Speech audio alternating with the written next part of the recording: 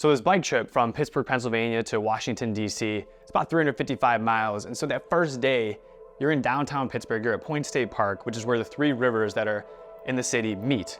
And at the meeting place, there's this beautiful fountain that is just gorgeous. It really captures you. The breeze off the water is tremendous. And that's mile marker 0. So you start your trip right at this beautiful landmark. And you know what's ahead of you. You know that each day is going to be grueling. Each day is going to be part of this journey. But along the way, there's going to be beautiful moments, moments that just take your breath away, moments that really test you and builds you to where you want to be at the end, ending up in the nation's capital, Washington, D.C.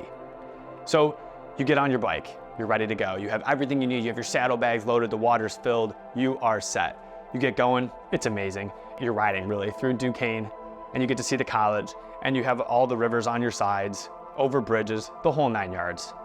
You get down into McKeesport. It's an old historical city. Again, down a little boat town off the docks. Boats are taking off. It's incredible.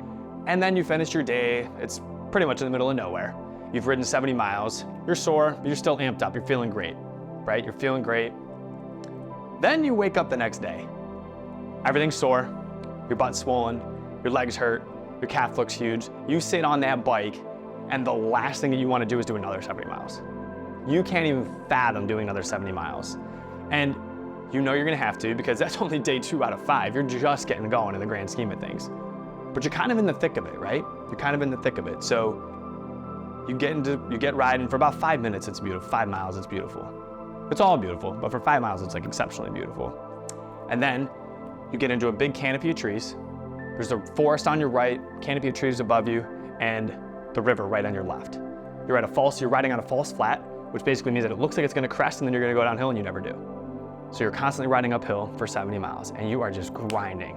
It's one of those moments where you are thinking, there's no way I'm making this to the end, right? And I feel like a lot of times that's where we are in life. A lot of us are stuck in this day 2, beat up, the beauty of why we got into it, the breathtaking moments, all of that is kind of behind us, right? You gotta remember though, the things that got you into it in the first place. And that's what the challenge is.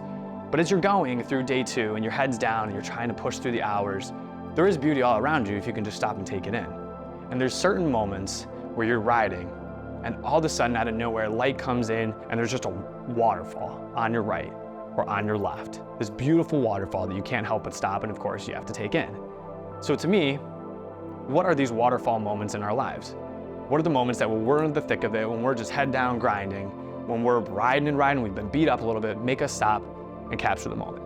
These waterfall moments are imperative to our lives. They're the moments that make the grind seem less grind-like. And I think it begs the question too, how do we create these waterfall environments? Is what we're doing conducive to letting the beauty show, to letting the goodness enter our lives?